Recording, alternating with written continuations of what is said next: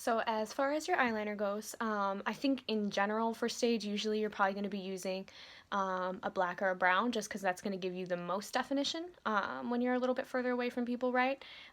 For this particular one, I'm just going to use black on both sides just because I feel like it's a little bit more like period accurate, I guess, when we think about that. And then I also think it just helps to give the eye a little bit more definition. And then usually with stage 2, you're probably going to be wearing false lashes if it is a beauty look. So usually I like to have something that I feel like blends in a little bit more easily with the false eyelashes. So me personally, when I work on myself, I actually like to use like a powdered eyeshadow when I do my own eyeliner. On other people, I will sometimes start with that and then I'll go in with like a gel over that. You will find like the more that you're doing your makeup that there are eyeliners that you like better than other ones, right? Um, so until you kind of try them all, you might not know what you're most comfortable with. Me personally, I'm not very good with liquid liner on myself, a little bit better on other people because there's a little bit more control. But I can't really use like liquid liners or like the felt tip liners. So I really like, I have like a nice like angled brush that I use, and I use a powdered eyeshadow a lot of the time. So you can mix this with like a mixing medium and you can make it a little bit more like a liquid, but a lot of times I just put it on like a powder, and I don't find I get a ton of fallout. And then usually because I've powdered so much already on my face, I don't necessarily have to worry about the fallout because usually it just kind of like smears away anyway, and it just kind of like will just be gone. I'm gonna go ahead and do that. So we'll start with the 40 side. So for the 40s, it's just gonna be like a really, really like thin line of eyeliner, and I feel like for most like basic stage makeup looks too, just doing like a really thin line is probably better anyway. And it's something that maybe a lot more people might be capable of. Not everybody's going to be able to do an amazing winged liner. I'm certainly going to try on the other side, but it is not always the easiest thing in the world to do. So a lot of times you might have to adjust certain makeups just due to like the skill level of your actor or even like how much time they have to get ready, right? Like it can take some time to sit there and apply a really nice liner every single time. And maybe they have to do a really complicated hairstyle, so you don't want to do anything that might overcomplicate things for them. So I'm going to go ahead and I'm going to pick up just a little bit of this black eyeshadow.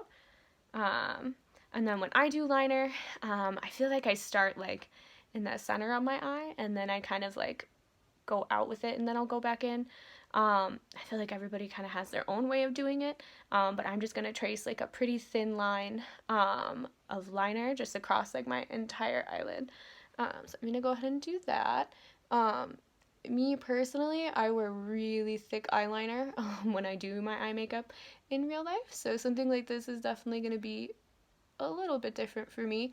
But that's something too that you kind of have to get used to if you are doing makeup for stage, is it's not necessarily like you're doing the makeup that you personally like to do in your life. Like yes, like you should be comfortable, or your actor should be comfortable, but it's also about what the look is going to be. So it's not always going to be someone's personal opinion. Like yes, they should be comfortable, but the way they like to look might not be totally right for what you're trying to do too. So sometimes that's a conversation that you have to have and a comfort level that people might have to like learn to get like a little bit more used to.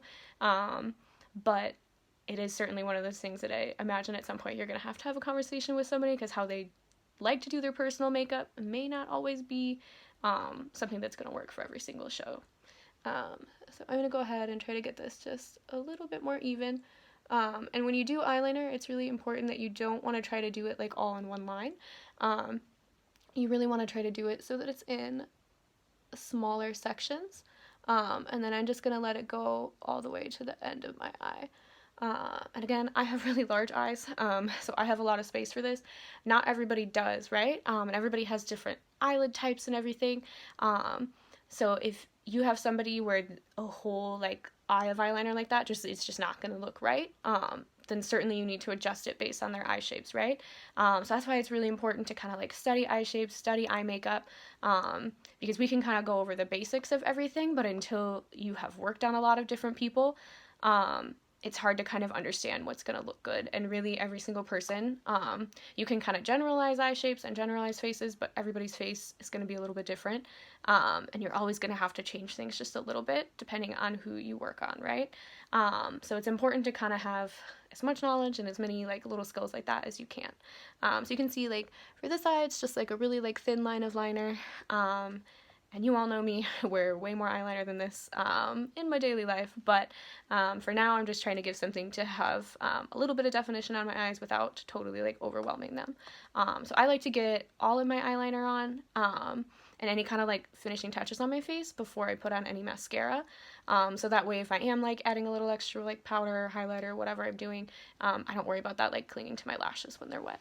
So I'm going to go ahead and do the other side now.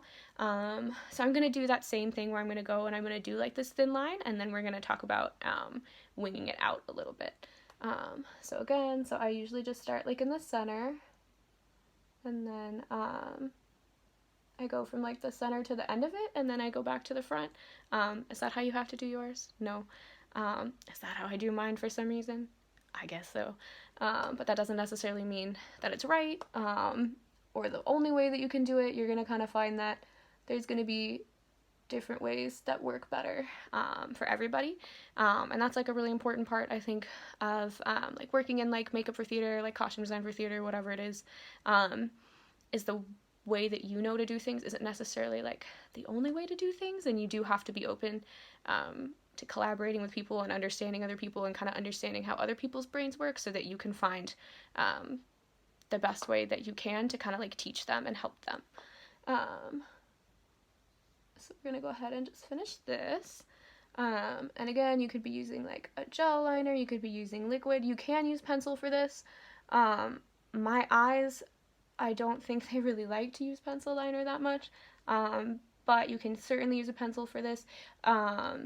If you're working along, you could use the black cream that comes in your kit. Just make sure that if it is a cream that is not self-setting, that you set it with a powder, right? So either like a powder eyeshadow, your face powder, whatever it is, you just want to make sure that you set it, because if it is something that is not going to dry on its own, then it's going to probably, as soon as you open your eyes, it's going to end up everywhere, right? Especially if you have somebody that does have like hooded eyes or something like that. If the eyeliner is not set, or it's never going to set, and they open their eyes up, it's going to transfer, and then you're going to have to go back and blend that back out. Do I usually remove it all? No, I usually just end up having to darken the crease a little bit. Is that going to work for every situation you're in? Probably not. So it's a really good idea if you are using like, especially like the gel or the cream liners. Those usually take a little bit longer to set up. Once they set, it's amazing, but they do usually take a little bit longer. So if you are going to use those, just make sure you keep your eye closed, or the like actor, actress, or whoever keeps their eyes closed. Liquid will usually dry pretty quickly, and then the felt tip ones usually dry instantly. But just really keep in mind that before somebody starts moving their eyes a lot, that it is dry. Otherwise, you could really like mess up all the eyeliner that you just put on. And I don't think anybody really enjoys putting eyeliner on that much, so I'm sure you don't want to have to do it a million times, right? Okay, so we're just gonna finish kind of darkening this out. So I'm gonna make this one slightly thicker as it goes towards the end, but not too much. And then in order to get more of a winged liner, so the way that I was taught that really helped me a lot was that if you have somebody like look straight forward, you can kind of figure out how that you're gonna like line it up with their eye, right? So if I look straight forward, this is a little hard since I'm like taping it and also like looking in the mirror, right? But if I look straight forward, I can kind of see like where that wing would want to be. I'm not going to do anything like too severe or too crazy, but it's going to be something where you can see that it's obviously it's like trying to be that more like pin-up-y winged eyeliner look. I will say winged eyeliner does not look good on every single person and every single eye shape. So keep in mind that, again, it might be right for a time period, but you have to think about who you're working on, and if it does not work on their eye shape, then you might just have to alter the shape of the liner that you're going to do. So always keep in mind that everything is kind of like fluid with the stuff that we're doing, right? And at the end of the day, it's so that the overall look is right, not necessarily so that everything is like 100% period accurate all the time, just because it's a little bit unrealistic for real life and for real people, right?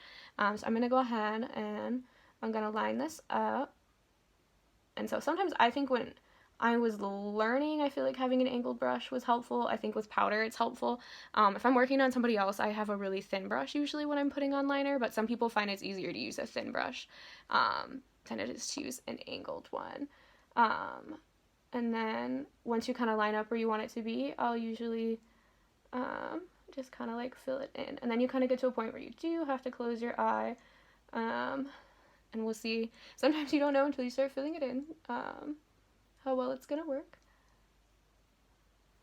So we will see how this one goes. Trying to get eyeliner like this even, definitely not the easiest thing in the world. So if you are going to do both eyes, just know it definitely takes practice to get it even, and then you also have to take into consideration too that your face is probably not perfectly symmetrical, so where it sits on one eye, it may not want to sit there on the other eye, so you might have to adjust it to kind of get it to look like they're in the same world, even if they are not.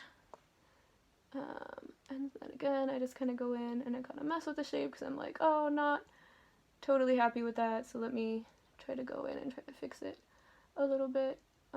And then you usually have to go in and kind of like pack it in around your lashes and everything too. Good. And then usually the edge of your eyeliner is going to be a little bit thicker, and then when you get to the inner part of your eye, it's a little bit thinner. Is this the best winged eyeliner I've ever done in my life? No. Will it get the point across that it's supposed to be more of like the 1950s or pinup? Absolutely. So at this point, if you have any kind of like fallout or anything, I would recommend going in with like a large brush and you kind of brush that away. And then do any kind of finishing touches, and then I'm going to add mascara. I'm going to try to put on some lashes if I can find a good pair, and then we'll do lips, and then we'll be done.